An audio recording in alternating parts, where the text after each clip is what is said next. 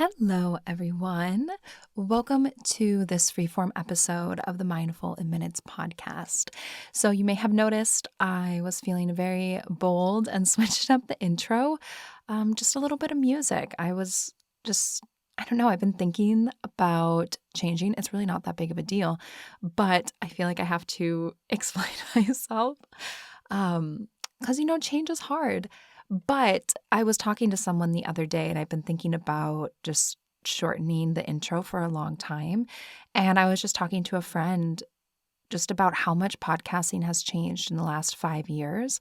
And like when I kicked off Mindful in Minutes, it was very much like you had to have this like intro or like this little mini like trailer thing at the beginning of your podcast. It was just like one of those like podcasting rules, I guess, when I was starting my show, like way back to let people know like what it is.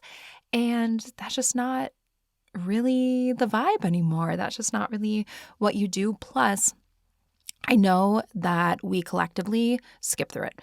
Um, Not like calling anyone out on this.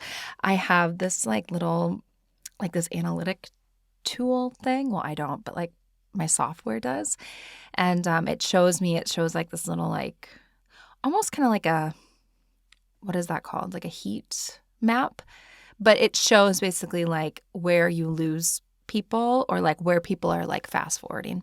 And I just know that we fast forward through the intro. So I was like, oh, why don't I save you some time? Why don't I? Well, it's not really saving me any time because I just drag and drop it. But I was like, you know what? It's springtime. It's 2023. Let's spice it up. Old intros out and just a little intro music is in. So we'll see. If I change my mind, I guess I could always change back. I personally really like change for the most part. I know that that's not always everyone's like cup of tea and that change can be hard, but I think it's fun and new and exciting. So yeah, that's me trying to like stay hip. Also, one thing that was a little bit different or tricky this week. So I'm releasing this episode on a Friday. I usually release Freeform episodes on Wednesday. I did a little update on the back end of my show, just like in like my hosting software. And of course, with anything, when you do an update, even though you follow the directions, something funny always happens. And it wasn't, my new episodes weren't showing up on Spotify. So I thought everyone had hated the spring equinox meditation that I released on Sunday because I was like, oh my gosh, like no one is listening to it or only like a few people. I was like, what is going on? And I just thought I had like, released a stinker or something. But it turns out, well, I don't know, maybe that meditation is a stinker, but I personally like it. Turns out that it just wasn't updating on Spotify and there was a little glitch on the back end and I didn't realize that until Wednesday. So I thought, you know what, we're going to give it a little time, make sure this glitch has been fixed, and I'll just do a Freeform on Friday. So those are the big updates of my life, you guys. Tech glitches and trying to be cool and hip, shortening my intro, trying to keep up with the kids, if you will. But yeah, how are you doing? Hopefully you are doing well. Today we are doing what I think is a really fun episode, but I mean, I think they're all fun because I get to pick them. But this in particular, kind of like Auras 101. I'm really excited about it. I love the energetic system. I also really love auras. Whether, you believe it or not, I can read auras. It's something like that we do on retreat sometimes, which is fun.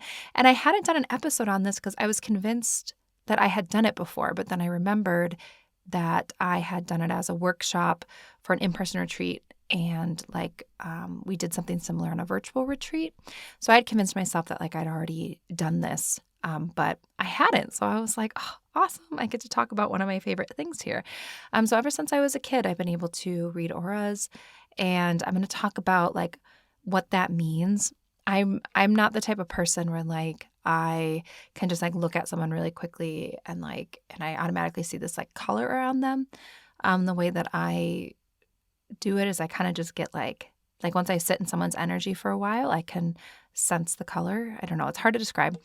But I'm going to talk about what an aura is, what are some signs that maybe you need a little like energetic tune-up, or how and why you may need to clear out your aura, how you do that. And then I want to teach you how to read auras and maybe just I'll very briefly kind of go over like the big colors and what they mean. But sometimes what I will say about that, about the colors is, and I'll talk more about this when I talk about how to read them, but it's a little bit tricky because I don't want to like implant this, idea in your mind. Like if after you listen to this, you're like, oh, I want to go try to read my aura, which it's really not as hard as it sounds. And for instance, you like the sound of a red. And so you're like, oh, I think that one's me. And then you create this like self-fulfilling prophecy. So I'll kind of just talk generally about the different colors. And I also want to say about the colors is there's many different like hues. So you'll definitely like Google will be your best friend. So if you're reading your aura and, I'll talk about generally like the family of greens, but like if you get like a lime green or you get like a dark forest green, those are very different things. And so you'll want to Google like the individual hue as well, and it'll give you something different. So let's dive in, shall we? I think that's it. Long enough intro. Someone told me the other day, someone left a comment on a YouTube video and they were like, too much chit chat, get to the point. Whatever, tomato. But yeah, too much chit chat, guys. Let's get to the point. Let's talk about some auras. So what is an aura? Let's start there. And it's A-U-R-A, aura, if you're unfamiliar with it, not to be confused with an aura ring, which is something that I have and I really enjoy. This is not sponsored, which is O-U-R-A, I think. Anyways, you can look it up. I really like it. I got it for Christmas. I've been enjoying it. Again, not sponsored. So auras, we're going to be talking about our auras. What are they? Basically, your aura is the energetic field that is around you.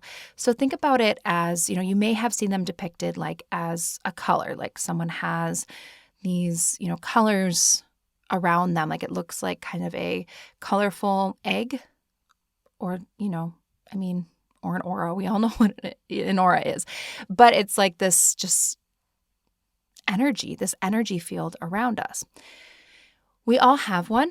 And often like have you ever just like stood close to someone and even without talking to them, you feel like you kind of got a vibe from them? You definitely were picking up on kind of like their aura energy. So if you think about it as this like force field that can extend anywhere, and it just kind of depends. I'll talk about, how you can like expand it if you want. But like it can extend anywhere from like a foot to like several feet out from your body. And so if you're standing close to someone and you feel like you're kind of getting a read on them or like a vibe on them, you're probably just reading the energy like of their energetic field or their aura. And some people are more sensitive to this than others. Like it can take practice. But I think we've all had the experience, or many of us have had the experience of like reading someone's energy before we even get to know them. Like you kind of get this first impression and you're really just reading the energy of their aura. If you talk about someone's like quote, like vibe, right? We're talking about kind of their energy, or like when they walk into a room, like what kind of a vibe do you get? And so I think it's interesting because we have all these kind of like phrases and like colloquial terms for what in essence is an aura. But then when you start putting a name to it and you talk about auras, it sounds very like, kind of like woo-woo and out there. But if you think about it, like you've probably felt someone's aura, or you have noticed your own personal aura. So like many things, it's almost easier to recognize your aura or be aware of your aura, like when something is off. So your aura can be very porous. It's very much like this sponge that's around you. So not only can people like pick up on your energy by being close to you or viewing your aura or like touching it, Why does that sound weird? Coming into contact with it, that sounds better. But you also can probably become more aware of your own energy field when it feels off. So one big piece of auras is like general aura cleansing and maintenance, which we actually do a lot in our guided meditations. I just don't call it that. I'm like, okay, everyone, now we're going to, cleanse, strengthen, and build our auras. But we do a lot of this, like anytime we envision like a little bubble of light around us or some kind of like a protective bubble, or we do like an energy clearing meditation, all of those are working with this idea of the aura, of our energetic force field that surrounds us. So signs that maybe it's a little bit off or could use like a little bit of a tune-up or a cleansing, because if it's a sponge, it's going to pick up stuff all day long. It also works really hard. It's like your sponge and your armor at the same time. So those days where you just are like, you're feeling really drained, or you're just feeling off, or you feel like maybe if you're more like empathic or sensitive, like you feel like you've carried something with you. Like it's literally like, and not even like a spiritual attachment. We're not even going to go there. But it's, like if you spend a lot of time with a negative person or someone who's saying a lot of negative things, like you can feel that stick to you. And even if you can't like look at your body and say, oh, there's a big glob of negativity on my elbow, we can feel that it has attached to us, right? That it's like seeped into our being somehow. So it's really been like absorbed through our aura. And like a sponge, sometimes you have to kind of rinse it and wring it out to get the gunk out. So all day long with our interactions with other people, with what we're consuming, like, different, social media, the way that we think about ourselves, like all sorts of stuff can, bring positivity in or negativity in, or just general like gunk in. And we need to clear that out. So a sign that you may need an aura cleansing or an energy cleansing is feeling really run down, like extra run down, not like, oh, I'm kind of tired today. Maybe I need an extra cup of coffee, but like that drained feeling just off, where you're like, I don't even know what's wrong. I can't even pinpoint it. I just don't quite feel like myself. Feeling kind of like that mental fog or kind of that emotional exhaustion or like compassion fatigue, mood swings, feeling like you have almost like an emotional or energetic hangover, or just a sense of being like, ugh, I really picked up something from this interaction or this person or this place, and I need to clear it out. So it's very intuitive connecting with the aura, because of course, like even when I teach you how to read them, the way that you kind of look at yours is going to be through like meditation and introspection, getting an idea of like how it is, what it needs, all of that. So working with auras is kind of a combo of like working with the energetic system and then also kind of working with your intuition as well. It's a little double whammy. So in a nutshell, that's what, the aura is and how it might be a little bit off, or some signs that it might be a little bit off. So some different ways that you can clear out your energy or clear out your aura, some of the more common ones. Things like meditation. I'll teach you specifically how to work with your aura in meditation. Sound bathing is really great. So like sound baths. It works if you just listen like through your headphones, but for your aura in particular, it really works well in person. The idea is that the vibrations from the instruments move through your aura. It also works with like the chakra system to kind of like shake up and clear out the gunk.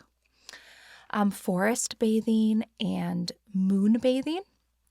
So that is, if you're unfamiliar with the practices, forest bathing is going out into the forest or the wilderness, and you let the energy, like that green, nourishing, uplifting energy of the forest and the plants, to basically absorb the gunk and the negativity out of your aura. And this is something that even if you haven't done like traditional forest bathing, like, when you just go out in nature, like it just feels good. You can feel that like clearing, that grounding, that release of the gunk in a way.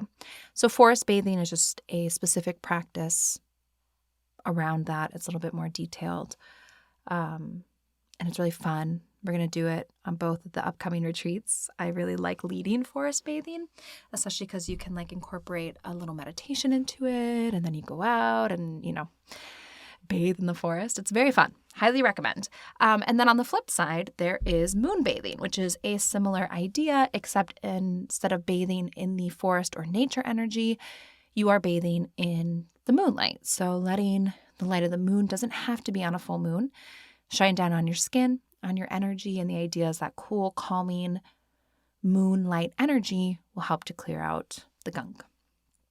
And then another way of doing it is through like traditional energy healing. So this is where I was really first introduced to the idea of like auras and working with auras, was when I was doing my Reiki training.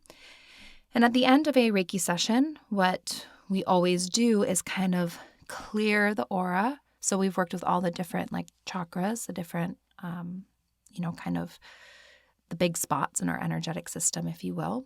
And then at the very end, you kind of clear any gunk out of the aura and you kind of like fluff it up like a big cloud and put a little protective case or covering around your aura, like to end the session. So that was when I really started to be introduced to this idea of like you can work with the auras or someone else's aura instead of just like working with your own. So if you go and get like an energy healing session, chances are at some point they'll be working with your aura to both clear and kind of protect. And the reason that they put this kind of protective casing around it is because, like I said, your auras can be really porous. They can be, they absorb a lot.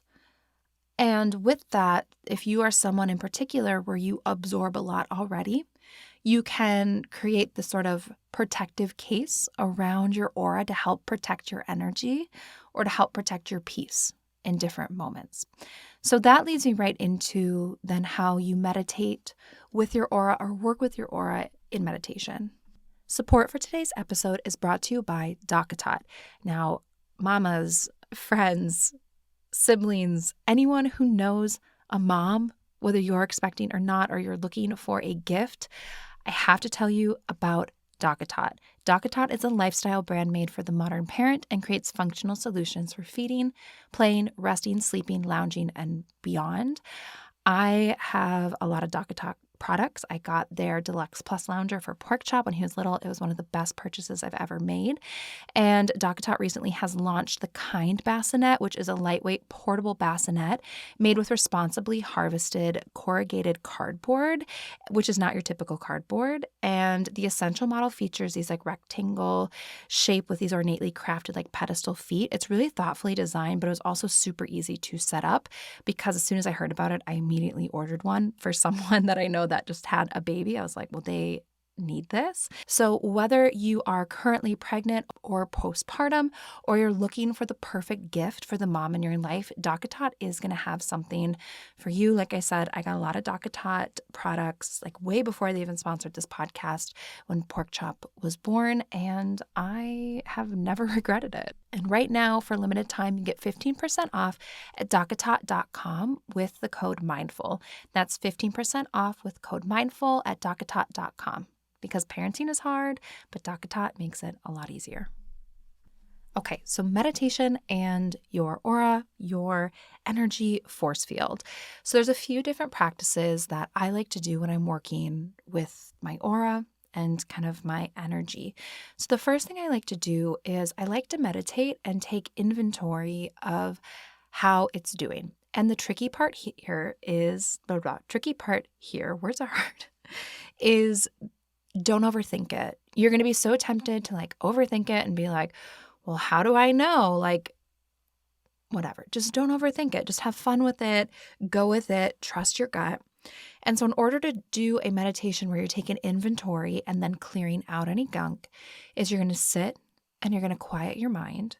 And then you're going to start just by connecting with that energetic bubble around you. Maybe you see a color, maybe you don't. Doesn't matter. You're going to search and see, is there any gunk here? Is there any like debris, or sometimes you can get like weak spots or tears or things that need to be repaired in your aura. Or you can, have many different, anything can be stuck in there. It's like your energetic sponge. So I can't say exactly what you'll find, but just trust your gut and just be like, if you've never really done like aura work, it probably just needs a good, deep clean. So you'll sit, you'll quiet your mind, you'll check in with that energetic bubble around you, and you'll say, oh, it seems like there's some gunk stuck here, some debris in here. Then you're going to do whatever kind of cleansing intuitively feels good to you. So that could be imagining your aura as being scrubbed with like soap and water. It could be, there's this practice called like aura combing, where you can either physically like take your hands above your head and kind of create these little combs and like comb out any gunk. You also can just visualize kind of like, combing and clearing out or like sweeping out any debris. That's an option. You can imagine like a bright light coming down and like melting away or dissolving away any gunk. There's no right or wrong way. Again, you're going to trust your gut on this one, and you're just going to ask like, how should I clear this? Maybe it's soap and water. Maybe it's the light. Maybe it's something else, whatever it is. And then you'll just visualize that clearing happening. And then when it's all cleared, then you'll imagine this extra protective like barrier going around your aura. So that could be, like a light. It can be kind of like this little sort of like shellac coating around it, some kind of a protective something, just creating this little case to help protect your energy and protect your peace. Also, if you feel that your energy is like a little bit weak, you could imagine like your aura strengthening and maybe growing a little bit bigger, a little bit stronger, and then put the protective kind of sheath around it. But that's like aura meditation 101, is basically sit, quiet your mind, check in with the space, check in with that energetic field. Basically, what does it need? How am I going to give it what it needs? Build it up and protect it. And you just take your time. You just trust your gut. So that's the way to do it. Another sort of meditation that you can do is you can set an intention before you get in the bath or the shower to let that bath or shower not only cleanse your body, but to cleanse your energy as well. So you take a second, close your eyes, set the intention, say, may this water cleanse my body and cleanse my energy, or may this water cleanse my body and my aura. You set that intention, and then you get in the shower or you get in the bath, and you imagine that the water is washing away anything that needs to be cleared out. And then you watch it go down the drain when either you pull out the drain in your bathtub, or you turn off the shower and you watch it all just go down the drain, and then it's gone. And then once you hop out of the bath or shower, you can then, do that little protective visualization around it. And that's another way that you can meditate with your aura as well. Another thing that you can do during any meditation that you're doing is, once you get a feel for what color your aura is, like what the primary color is, we'll talk about colors in just a second, but there's often it's usually like two primary colors, but there's usually like one big dominant one. So once you get a feel for like generally what your aura color is, you can take a moment when you're meditating to visualize that color surrounding you, it being really big and strong and healthy and vibrant. So that's kind of like aura maintenance mode. Once you've kind of cleared and, repaired and all of that, maybe in a deeper meditation, you can start doing kind of this check-in. Something you can do in the moment when you can feel things impacting your aura or like sticking to it is, in that moment, just take a few deep breaths and imagine that you have this can be you're on a Zoom call with someone, or you're talking to them, or you walk into a room and you're just like, oh, no, and this is really good for my empaths or my HSP, my highly sensitive people. You walk in right away, visualize, and sometimes like if I really need to protect my energy, I'll visualize like this like steel coating around my aura. It's like nothing is getting in here. And you visualize this protective coating. You don't want to do like the steel one all the time, because that really can kind of like shut you off. But in emergency situations, when you're like, oh, I need to like protect right now, you can visualize kind of like a steel coating around it, or a protective white light. Sometimes you can use the mantra, only good comes in, only good comes out, meaning that like only good can pass through your energetic field and you're only releasing good out of it as well. So sometimes that helps. But that's basically how you can work with your aura through meditation. Now let's get to the fun part, or, the grand finale, the reason that we're here. And that is the colors. And how do we read our color? Because that's like the first thing, or like if people hear that like I do auras or aura work, like, what color is mine? So I'm going to teach you how to do it, and we'll talk about kind of the major colors and what they mean. So if you want to read your aura, like Aura Reading 101, this is what you're going to do. You're going to get a white piece of paper, or you're going to be by a plain, blank, white wall. No pictures, no weird shadows, nothing like that. You're going to take a few moments to kind of center yourself, to take a few deep breaths, to kind of connect with your intuition. And then you'll take one of your hands. If you have any rings or anything like that, take them off if you can. Put your hand, just palm down, either on that white piece of paper or kind of hold it up so the background is just like that white wall. Then you're going to look between two of your fingers. I usually look between the pointer finger and the middle finger. That's just like, I don't know, that's just where my gaze goes. You're going to look between these two fingers, and you're just going to look, and you're not going to blink, and you're going to wait, give it some time. And after a while, you'll see that you'll kind of maybe start to see like these little waves, or like it'll get a little bit fuzzy, the outline of the fingers. That's good. Just keep on going. Keep looking between those two fingers, like right between them, and just wait. And eventually that kind of outline, or like that waviness around the fingers, it'll start to turn into a color. It definitely takes longer when you're first trying to do it. Maybe give it a few tries. You also could try the intuitive version, which is where you just sit and you quiet your mind, you connect with your aura, and you just ask like what color it is, and you wait to see what comes. For some people that works, for some people that doesn't. For most people, eventually, like looking in between two fingers, just kind of, fuzzying up the eyes. And what I mean by like fuzzying up the eyes is like almost like you're trying to look through something and like looking at something. So you try not to, like focus on it too hard, and don't blink. And then eventually you'll start to see this little outline around your hand, and that outline will eventually turn into a color.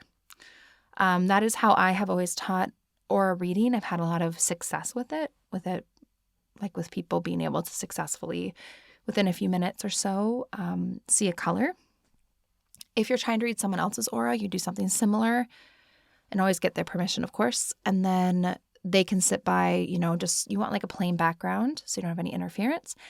And then I like to gaze just past their ear. So I'll look like just past their head and like past their ear, and you'll start to see that little outline kind of around their head and around their ear. And then eventually that outline, if we're not blinking and kind of just like fuzzing up our gaze a little bit, it will turn into a color. You will second guess yourself. You'll be like, oh, I don't know. I think it was pink, but intuitively I feel like I'm a red, or whatever it is. Just play around with it. It's really not that big of a deal. Let it be fun. And then remember that there can be many different like hues. So purple could be a lavender or a lilac, or it could be like a violet, or, just a regular old, like run-of-the-mill, like royal purple. All of these colors can have different shades or different hues. So I encourage you to just Google it right now I'm about to dive into the big colors. But if you are unsure, or if you're like, I don't know if it was red or it was orange, I think it was kind of a reddish orange, Google reddish orange aura meaning.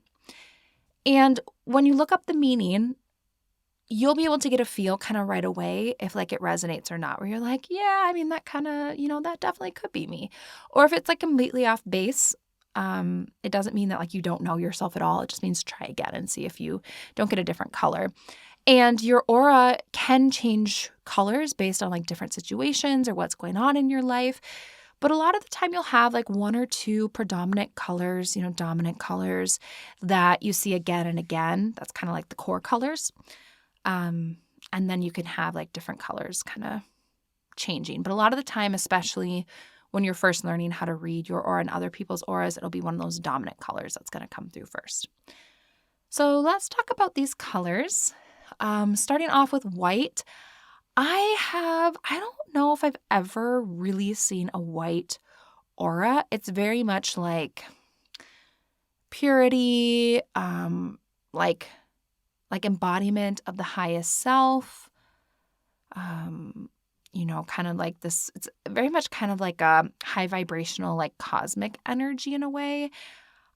I don't know if I've ever seen a white aura like on someone, but the reason that you'll hear in a lot of visualizations, not just mine, but a lot of meditations in general, you'll hear like, oh, a white light surrounds you or a white light shines down on you. It's because that white light is very much that like higher self energy, that like oneness energy, that like cosmic, like pure energy, that light, like pure light energy.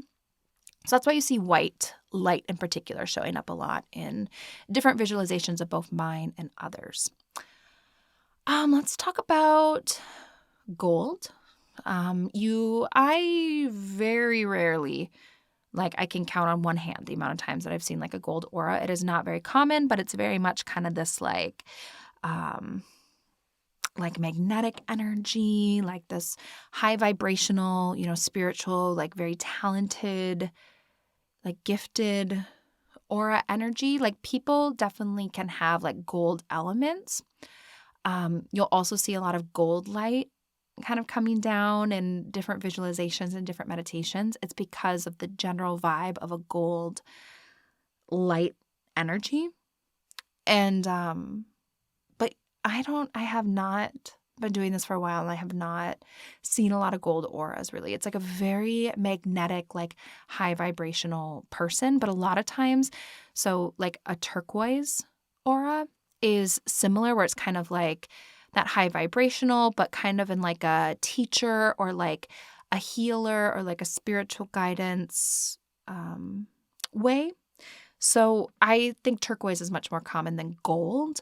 They have similar type vibes, but are a little bit different. Like gold energy is just very like magnetic, like spiritual, high vibration, where turquoise is all of those things, but it's more in the realm of like a teacher, a healer, a leader. So then like purple is going to be kind of this like sort of like creative, charming, connective energy, kind of like magical and playful is kind of like the purple, aura, like a lot of like artists and creators and they'll have like purple a lot in their aura. Blue is very like tranquil and wise and intuitive and calm. A lot of like moms, but like I'll say more like grandmas have, not that if you have a blue aura, you're a grandma. I'm just trying to describe like what this energy feels like. It feels like you're getting like really wise, comforting words from like your sweet grandma or a sweet grandma, where they're just so just like unbothered, just grounded, calm, and just kind of like wise. That's sort of like that blue aura energy. Green energy is very like, it's like peaceful and healing, but it's more playful. It's like harmonious, it's very like loving, but it's a little bit more playful than like a blue. And then yellow is very like optimistic and friendly, happy. They have self-control, they have self-confidence, kind of like, just like a little, starburst, like starlight energy. It's like what you think like a yellow would be. It's kind of like a little burst of light. Orange is also like optimism, kind of emotionally balanced. It can be confident, but I would say an orange, in my opinion, has like a little bit more edge than a yellow. It's maybe a little bit more like stronger in a way, maybe a little bit more like ambitious. Not that yellows aren't ambitious, but yellows are like a big smile and a hug, when like oranges are a little bit more like confident and like I'm going in this direction, like I feel good about the direction I'm going in a way. Red is like very strong and passionate. I think it's kind of like, like Scorpios are often depicted like as red, kind of that like strong, like passionate, deep feeling, kind of energy of like a red. And then a pink is very like loving. So a lot of moms have pink auras or pink energy. Like when you think about those really sweet, like loving moms, they often have like a pink energy to them. Lots of love, lots of giving, like faithfulness, caring, compassion, like that's kind of like a pink energy. And so those are like the big, big colors. You can kind of have like a rainbow aura. I have heard of this. And there's different theories about a rainbow aura, which I think are kind of interesting because they're like, well, are you perceiving a white aura, but in all of like the different colors making up like a white aura, or is it separate? And there's some debate out there in the aura world as to like a white aura versus a rainbow aura and like what that means. But a rainbow aura is very much kind of that like higher self kind of balance and embodying all of these like different energies. And all that the primary aura color really tells you is like what your general vibe is or what your general vibe is in that moment, because it can change. So, a lot of teachers will primarily have, kind of like turquoise, but they may also have some pink in there, though they might be mostly turquoise and pink. That kind of gives you like a general, vibe. Or maybe someone is sort of, maybe they're really kind of like playful and fun. They might be like an orange and a purple. You also, like I said, like with green, I've seen greens are really common color that I see, especially, a lot of the times I do these kind of readings like on retreats and things like that. So people are in very much kind of like a healing, peaceful, like open, loving state. So like green's really common, but there's a huge range of like greens that you can see. Same with like yellows. Like it can range from like a really light pale yellow to like, a really deep, rich yellow. Like there's this big spectrum between like pink and purple and everything in between. And there's magentas and, all of that. So there's a lot of different options, but that gives you a general idea of like the different vibe of the main colors.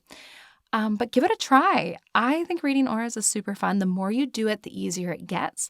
Sometimes it's like a fun thing to do if you have like, a group of like woo-woo friends, which hopefully you all do, because like what's more fun than getting together for like a dinner party and then reading each other's auras? Maybe that doesn't sound like fun to you, but that sounds like a blast to me. You can practice with other people. You can, try different things, give it a whirl, read your aura. Our pets have auras. You can read their aura, which is kind of fun. Just try it out. But yeah, that's basically like Aura 101. Hopefully you enjoyed this. I love talking about it, so hopefully you enjoyed listening. I am so grateful for you. Thank you for letting me share what I love, and I hope that you have a wonderful, beautiful day ahead of you.